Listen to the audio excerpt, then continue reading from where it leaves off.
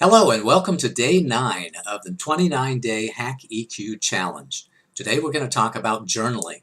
Journaling can be a very important part of your self-management practice, and it can take a lot of different forms. You can journal those important quotes that you've read from somebody else. You can journal those insights that you have had, or just to record your thoughts and feelings and your triggers, and record all aspects of self-awareness.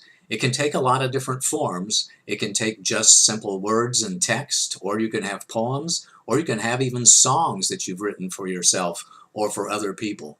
And there's a tremendous amount of value when you journal. First of all, when you journal, it brings great clarity to the insight or the message that you have had. There's something magic that happens when you write it down. It becomes less tangible or less intangible and more tangible. It also gives you the opportunity to revisit it and reflect on it and to refine that message over time.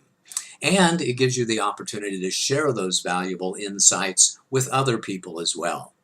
You know, I've had a lot of experience in journaling. My first book that I published in 1991 was a collection of a few dozen insights and poems that I had written over the previous few years. And in 2005, my first inspirational CD called Remember was a direct reflection of journaling that I had done. I remember going down to my computer one morning and being in a grumpy mood and just asking myself, why am I in such a grumpy mood? I've been studying for such a long time. I've been working on being a better person for such a long time. Why is it that I still wake up in a grumpy mood? And I asked myself the question, you know, if I could just remember the things that I have read and remember the things that I had learned, I know I would be a healthier and happier person.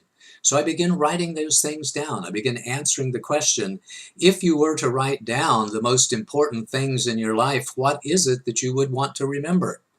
And I wrote them down, and over a period of 3 months or so, that practice of self-journaling became a 45-minute inspirational message that I published and recorded and became my primary form of self-management for about 2.5 years.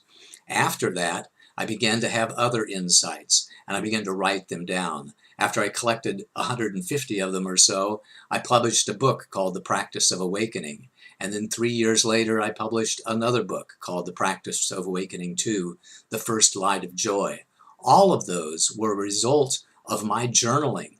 When I journal to myself, it allows me to capture that insight that I have had so that I can revisit it and embrace it and begin to embody it and then have the joy of sharing it with others.